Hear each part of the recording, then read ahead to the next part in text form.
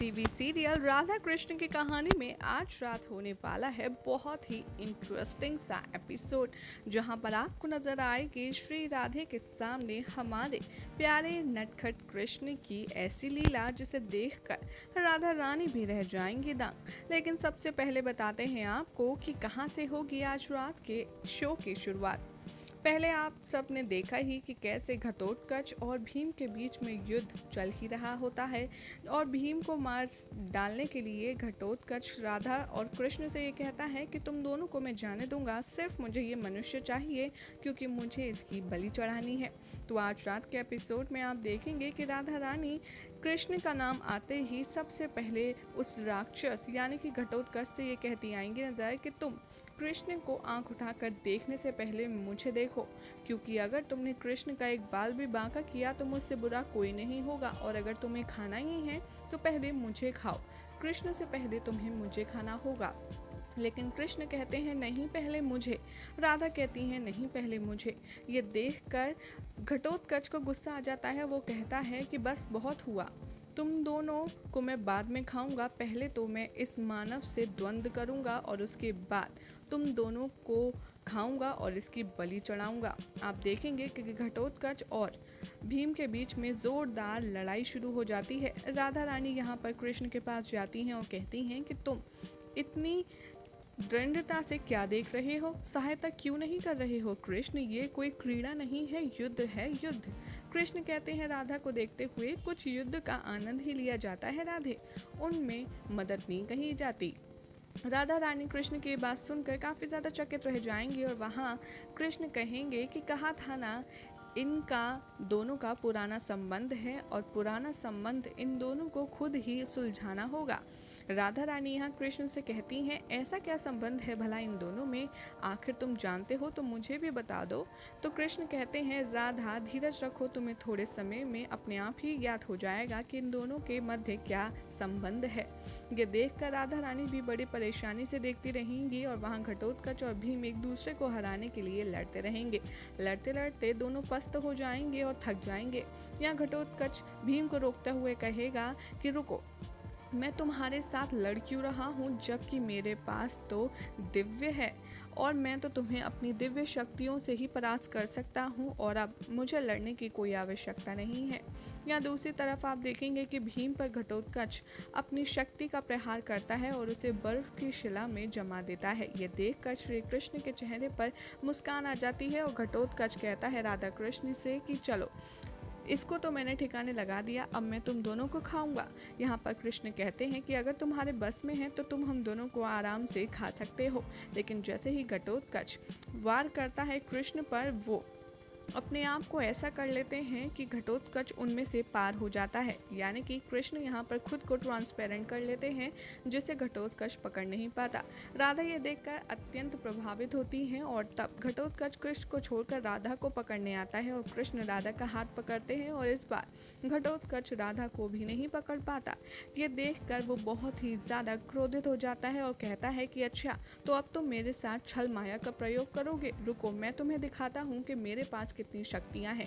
घटोत्कच ये कहकर कृष्ण जी के सामने बहुत ही बड़ा रूप ले लेता है और बहुत ही भव्य एक राक्षस के रूप में उनके समक्ष खड़ा हो जाता है और कहता है कि अब बताओ तुम दोनों कैसे बच पाओगे मुझसे। ये देखकर घटोत्कच इतना बड़ा हो गया है, राधा रानी घबरा जाती हैं और कृष्ण से पूछती हैं कि कृष्ण अब हमारा क्या होगा। तो कृष्ण कहते हैं कि राधा तुम एक काम करो, अपनी आंखें बंद कर लो। तो राधा यहाँ पर कृष्ण को डांटते हैं और कहती हैं बिल्कुल नहीं, जब मैंने उसकी माया देखी तो आज मैं तुम्हारी भी माया देखूंगी। कृष्ण कहते हैं अच्छा ठीक है। वो आंखें बंद करते हैं और घटोत्कच से भी बड़ा अवतार राधा के सामने ही सामने ले लेते हैं। कृष्ण इतने ज्यादा विशाल दानव के सामने उसे रोकने के लिए उससे डबल ट्रिपल बड़े हो जाते हैं और राधा ये देखकर काफी ज्यादा चकित रह जाती है। उसके बाद घटोत्कच कहता है कि आखिर तुम ये सब कैसे कर रहे हो, तुम हो कौन। लेकिन उससे पहले घटोत्कच ने जैसे ही कृष्ण को अपने पैरों से कुचलने की कोशिश की थी, उन्होंने अपनी एक उंगली से उसका पैर रोक लिया था। ये देखकर राधा रानी को पुरानी बातें फ्लैशबैक के तौर पर दिखाई देती हैं कि कैसे कृष्ण ने राधा के सामने और पूरे गांव वालों के सामने बरसाने में गोवर्धन पर्वत को उठाया था, कैसे बड़े बड़े दानवों का उन्होंने सफाया किया था। राधा समझ जाती है और कृष्ण की ये चमत्कारी महिमा देखकर बहुत ही ज़्यादा मनी मन खुश होती है। लेकिन घटोत्कच को सबक सिखाने के लिए कृष्ण अपना विशाल रूप अख्तियार करते हैं और फिर घटोत्कच समझ जाता है कि ज़रूर ये कोई प्रभु है या फिर कोई विशाल शक्ति है जिससे मैं नहीं जीत सकता। वो कृष्ण के आगे हाथ जोड़ता है और पूछता है कि प्रभु, आप कौन हैं जिन्हें मैं नहीं समझ पा रहा हूँ। कृपया करके आप मुझे बताएं कि आखिर आप हैं कौन। यहाँ पर श्री कृष्ण बहुत ही अमेजिंग तरीके से अपना इंट्रोडक्शन घटोत्कच को देते हैं और बहुत सारी ज्ञानवर्धक बातें भी करते हैं। वो घटोत्कच को ये कहते आते हैं नज़र कि मेरा कोई एक नाम नहीं है, मैं तो सब में हूँ, मैं आदि भी हूँ, मैं अंत भी हूँ, मैं शक्ति भी हूँ और शक्ति का विस्तार भी हूँ। ऐसी ऐसी बहुत सारी ज्ञानवर्धक बातें वो घटोत्कच को बताते हैं और घटोत्कच उनके सामने अपनी हार मान लेता है और हाथ जोड़कर उनको नमन करता है और अपना जो विशाल रूप होता है वो उसे नॉर्मल में ले आता है। तो श्री कृष्ण भी राधा के पास खड़े होकर अपने विशाल अवतार को सूक्ष्म शरीर में परिवर्तित कर देते हैं। उसके बाद राधा कृष्ण की ये माया देखकर बहुत ही ज़्यादा खुश हो जाएंगी और बहुत ही ज़्यादा सरप्राइजिंग भी होंगी। लेकिन यहाँ पर घटोत्कच से कहते आएंगे नजर कृष्ण कि चलो मैं तो तुम्हें क्षमा कर दूंगा, किंतु जिसे तुमने बर्फ की शिला में कैद कर दिया है उसका माफ़ी का पक्ष मैं नहीं कह सकता। जैसे ये दोनों सब बात कर रहे होते हैं, भीम बर्फ की शिला तोड़कर उसे वार्निंग देते हैं और कहते हैं कि अब तुमने मेरे श्री कृष्ण और श्री राधा पर वार किया, अब तो युद्ध अनंत तक चलेगा, मुझे कोई परवाह नहीं है और मैं तुम्हारा अंत करूंगा। यहाँ पर जैसे ही भीम घटोत्कच पर वार करते हैं, वहाँ पीछे से रोती रोती हिडिंबा आती है। वो कहती है कि स्वामी, आप अपने पुत्र को क्षमा कर दीजिए। जी हाँ, ये आपका पुत्र है और घटोत्कच यही है तुम्हारे पिता। ये देखकर भीम अपने बेटे से कितने सालों पश्चात मिला है उसकी आंखें भर आती हैं और वो कृष्ण के समक्ष अपने बेटे को बहुत ही ज़्यादा बलशाली और साहसी बताता है। वहाँ पर कृष्ण कहते हैं कि अगर ऐसा नहीं होता राधा, जो तुम मुझसे कह रही थी कि मैं इसकी जाकर मदद करूं, तो ऐसा आज जो हो रहा है वो कभी भी नहीं हो पाता।